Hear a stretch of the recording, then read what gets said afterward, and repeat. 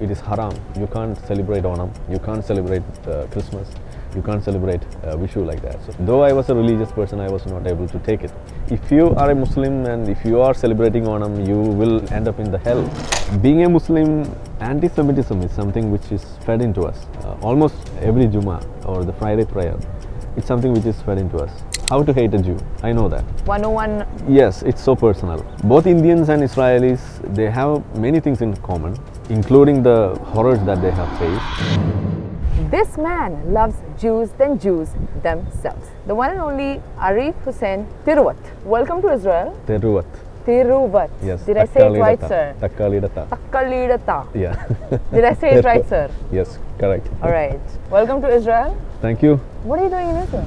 A little bit of education, then sightseeing, meeting friends like you, influencers like you. Yeah, so to bring the news from here and to take the information from here to spread that in India. Yeah, that's the cool intentions. The cool intentions. Yeah. How's it been so far? So far it's pretty good. Okay. And I think I should spend a little more time here if I had to complete everything. But I don't have much time, so I'll be going back very soon. So you have a reason to come visit us again? Yeah, probably next year.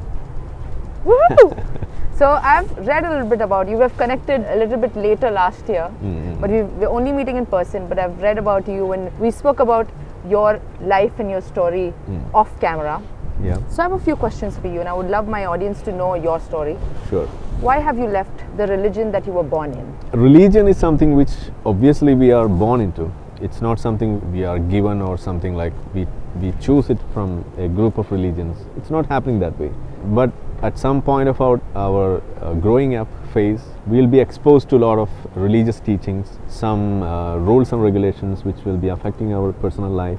And even I didn't find that as a big problem, especially by being a man living as a Muslim. I was truly privileged to be a Muslim man. But there happened to be some instances where I was able to realize that a little bit of, or the major chunk of misogyny that I was carrying was part of this religion. And I'm not going into the elaborative aspects of that because that will take more time. But that happened. So this misogyny is something which we all have. Even females do have that internalized. And even if you can ask some of the women out there, they will be saying that, okay, religion is like that, Islam is like that. And it's like internalized misogyny. And they are like defending KFC. The chickens defending KFC. So that happens. So to realize that, that's one reason. And apart from that, the another aspect, very important aspect, that is, we always say that religion is humanity, loving humanity, promoting the love and other things. And what we see in religion is how it promotes slavery and other things. So that was another major part which made me think otherwise. And there were a lot of other things which came as a battery. So this is not something that you decided one day that I'm going to do this. This never. has been happening over time, and then you decided in 2000? In 2018, I decided to announce it.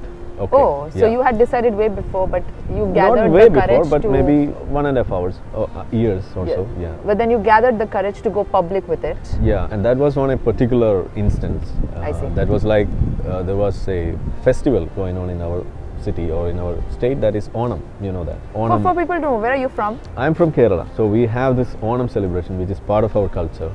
Though it was something related to the Hindu religion and all, particularly in Kerala region, but it's more or less like a state festival. We have state, have state celebrations. Like in Maharashtra we have Ganesh Chaturthi. Yeah, obviously. So in India it's so common. But during that time, that particular time, we had a few of the Muslim clerics who come up, and only during those times, like Christmas, Onam, then Vishu, during these celebrations they come up and they will be saying like, it is haram, you can't celebrate Onam, you can't celebrate Christmas, you can't celebrate Vishu like that. So that was a moment of a bell ringing. Okay, it's like something which is against the principles of coexistence, because celebrations, whether it be religion based, whether it be some other ideals based, it's all about enjoying, celebrating, and the principles of coexistence. But this was something against, and it was cutting through that. So it was something like I couldn't, though I was a religious person, I was not able to take it. I see. So just thought of announcing it at that point of time, because it was like, if you are a Muslim and if you are celebrating Onam, you will end up in the hell. That's what it was. They were proselytizing the Muslims, or they were gaslighting Muslims, in fact. So I couldn't buy that. Okay, so that one instance, and similarly we have many other things, like there are some, obviously apart from these celebrations, you are not supposed to take part in other festivals, just like Christmas as well. Every time they come up like this, and you might have even seen Zakir Naik, people like Zakir Naik saying Christmas celebration is haram, you can't do that. This was going on all the way during my childhood, and every time I was seeing that, but just being a Muslim, we just ignore it and go forward. But the moment we get sensitized to the things like this and to the society, we just start reacting to this. So that's the moment when I decided to express it publicly and to announce it and go forward. I see. That's how we are here. I won't say the first, but have you encountered any Jewish people in Kochi? Yeah, so if I add to the earlier question, this can be added to that as well, because being a Muslim, anti-Semitism is something which is fed into us. Almost every Jummah or the Friday prayer, it's something which is fed into us. So there's a saying which is so popular in Kerala. They say juice kudikkeradu. That means you can't drink juice, the fruit juice, because this word juice rhymes with juice. Really? Yeah. So this was something which was mentioned by a cleric, just to say that the Jews, you have to hate them. They are not like other people. So this anti-Semitism was always a part of Islamic settings, whether it be in closer discussions, whether it be in public discourses. Everywhere it was there.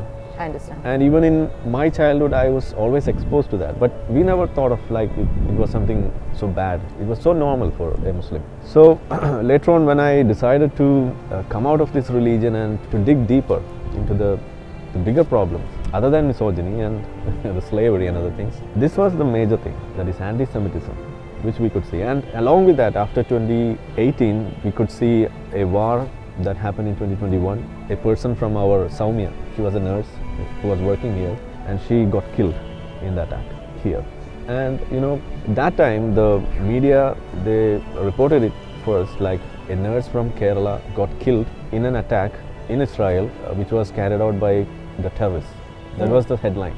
But the moment it came out, there was a lot of backlashes, the flake on these media for reporting or calling them terrorists, because Palestinians are never terrorists. So even some of the ministers, they were expressing their condolence and other things, and they were also using the same word, terrorist attack. So the moment they all said this, facing these backlashes, they were all editing the statements. They were all removing the word terrorist. And replaced it with? And forget about removing the word terrorist. They stopped expressing the condolences in this matter. So Saumya was just like everyone was so eager to forget about that.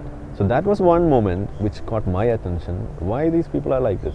So when a terrorist attack happens in our place, you are from India, so we always face that. The Mumbai attacks or the Parliament attacks, or we have seen multiple things, and we never hesitated to call terrorist a terrorist attack. But then how come in this case it's not happening?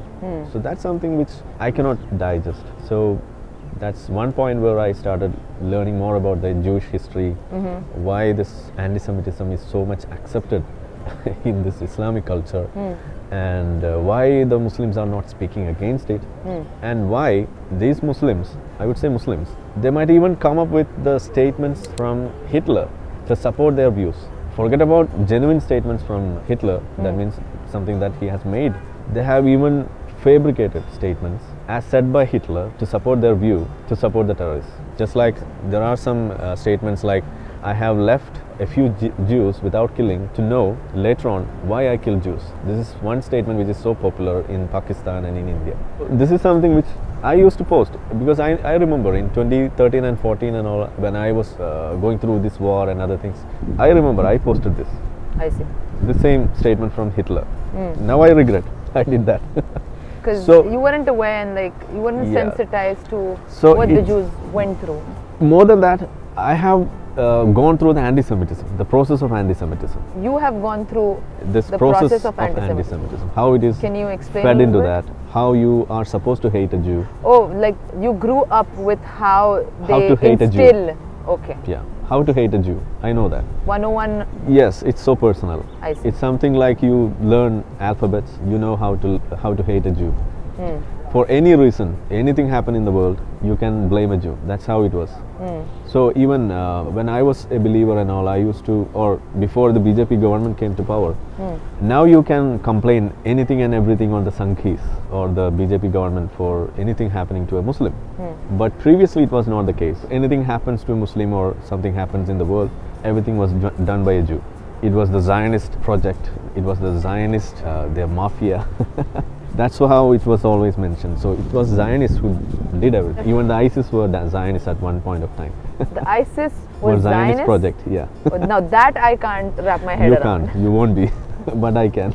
Oh, okay. So that's how it was. I see. So it's a process. So I was in that, in that team who was doing all this, who was designing all this, who were promoting all this, and who was carrying out all this. And from there, I started looking from outside, like why they are doing this. Okay, let's get back to your story. So 2018, you publicly announced. 19, yeah. I'm sure like it takes a lot of guts and boldness to go out there and say like I am leaving everything because I don't believe in so and this is wrong. What are the challenges you went through the day you announced, from that day onwards? In fact, I didn't had that much guts because I didn't know that this would be this much bigger problem. Oh, you didn't foresee coming? Yeah, because I just thought, That is a okay, challenge. we are seeing a lot of Hindus as atheists. We are seeing a lot of Christians as atheists. They are not facing anything. They just felt that, okay, becoming an atheist is something so normal in India especially. It's not a big deal. So I thought of coming out and announcing, and I thought, of course, my family is so much educated. They were teachers and all such people. So I thought, okay, they will also take it that way because they are educated at least. So that's what I believed. Okay. But that was beyond my belief. That they were all against me, like they were even ready to abandon people, like despite me being so so beloved to them.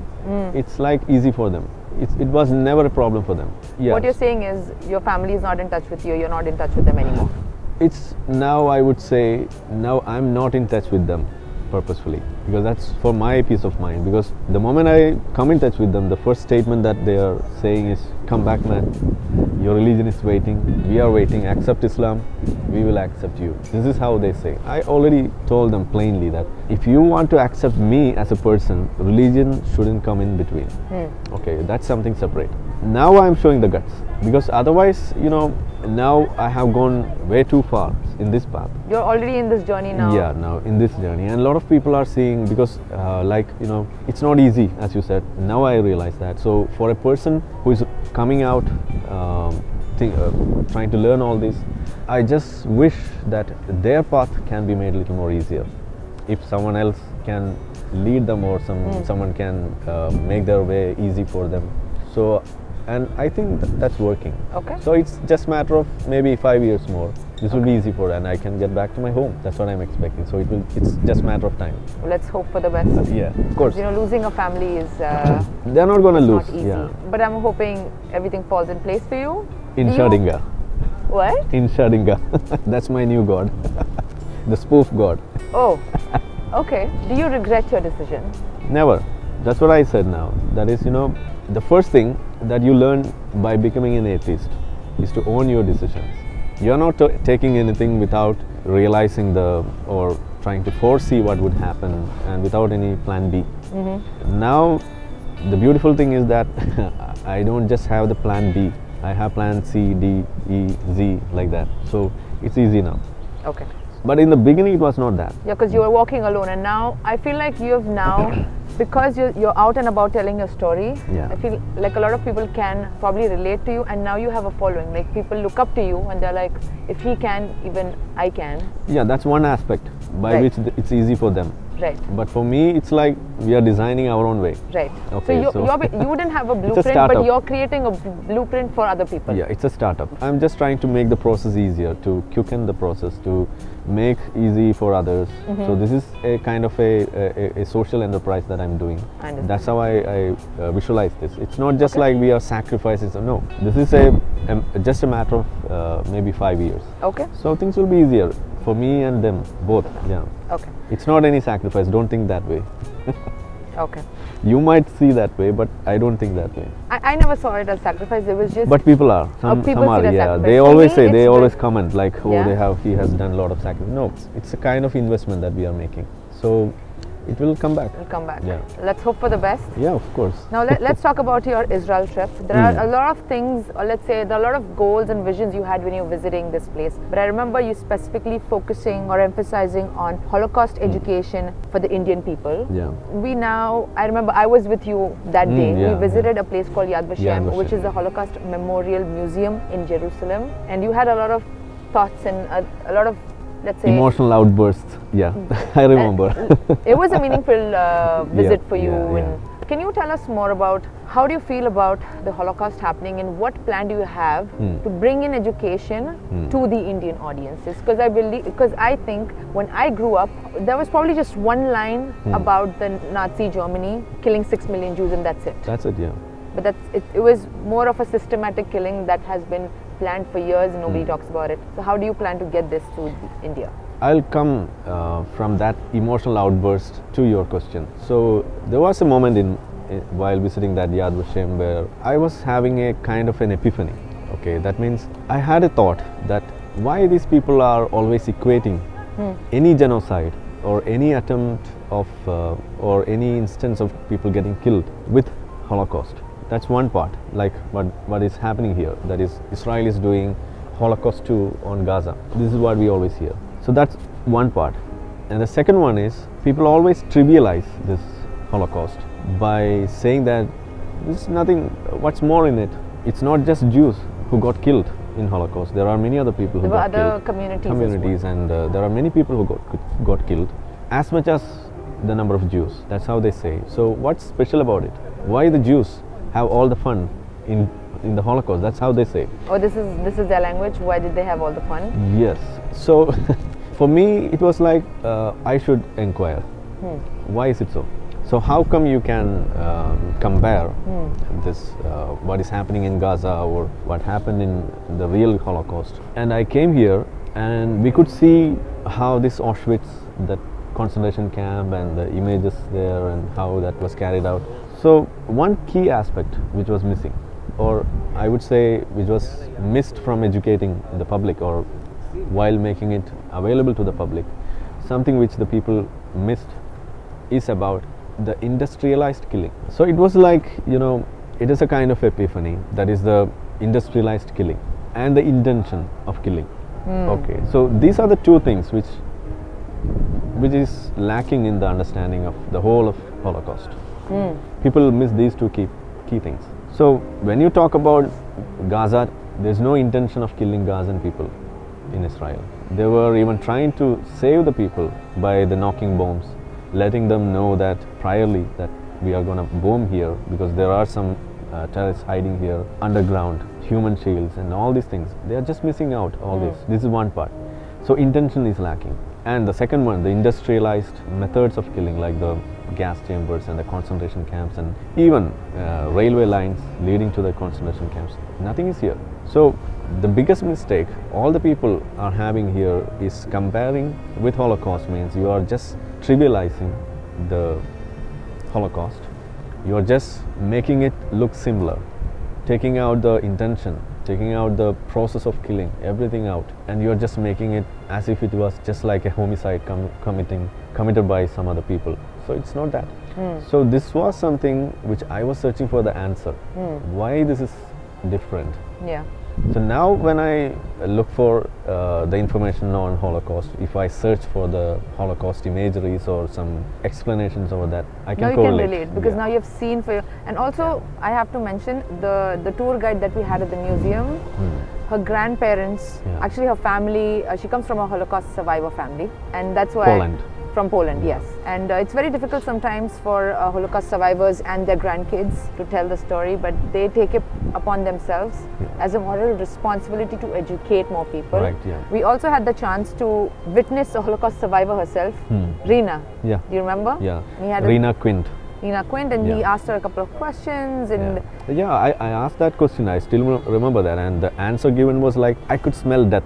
That's what she said. Yeah. So smelling death means what? This is so you can smell anything. So and if you have to recognize the smell, you must face it at least once. Yes. Okay, so I never thought it that way, but it's so true. that's the familiarity.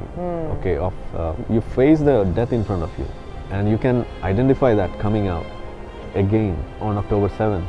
So this is the kind of familiarity they have, and the kind of memory they have. I sometimes wonder, like, how do they still believe in God after everything happened? Because how did God let this happen?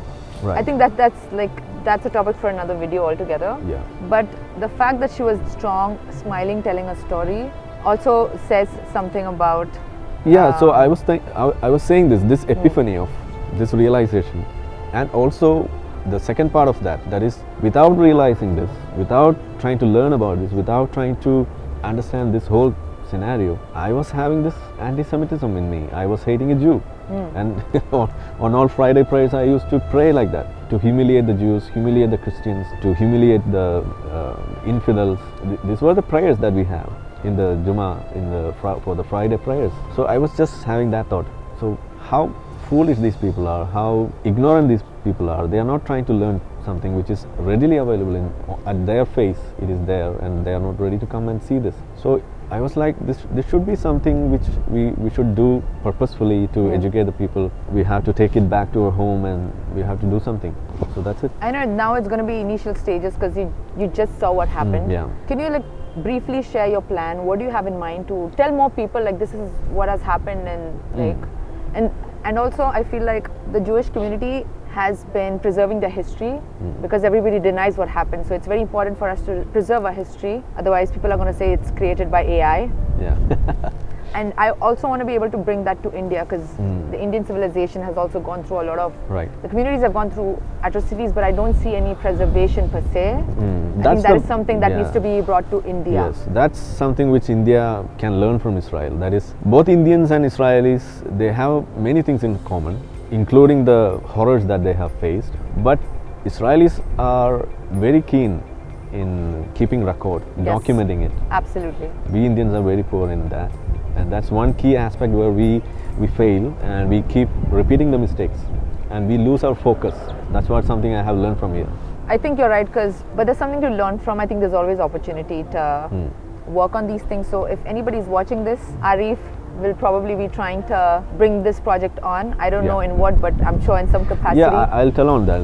That is the next thing that I'm going to do is to visit Auschwitz, Poland, Germany, and other places where the real concentration camps were there. So the next visit is planned to those places, and that can happen anytime. We'll be waiting for all your vlogs and videos because I think that will come. I would like to see it from your perspective. Yeah. Okay. Last but not the least, I always ask this question to all my guests. Okay. Because I'm a proud Indian. I'm very happy to be sitting here with a proud Indian here. What is one message you would give to our Bharatiya audiences watching us right now? Okay, that's something very interesting because we all Indians, we love slogans. Okay, we have many slogans, but we are very poor at practicing it in our life. So, for example, we have Aditi Devo Bhava. We have that, but we are not that good in handling the Adithis we have. You think so? Yeah. I feel quite the opposite, to be honest. I'll tell you, because we have the ancient monuments here, the Jerusalem. You have a visit to Jerusalem. Right. We have similar places in India. If you go there, you will see wall graffitis. You will see the places getting littered, and these are the things which welcome us in India. Oh, you mean in that way? Oh, to be maintaining these places, to be bringing more people. It's not just for us, it's for the generations to come, to learn the history, to understand the culture. So if we are speaking on culture, we have to preserve it for our coming generations. So that's one area which we should focus on as Indians. And one more thing is that from Israel, what we can learn is about true democracy. True democracy. Yeah. So because India is known as the biggest democracy. Right. Okay, biggest democracy is not always the true democracy. That's what I have seen. Because if you take 3 Israelis here, you can find the real unity in diversity. I agree, because it's like 2 Jews, 3 opinions. Yeah. But as again, in India we always speak about unity in diversity. But if you see a right winger, you will throw him. If you see a left winger, you will shout at him.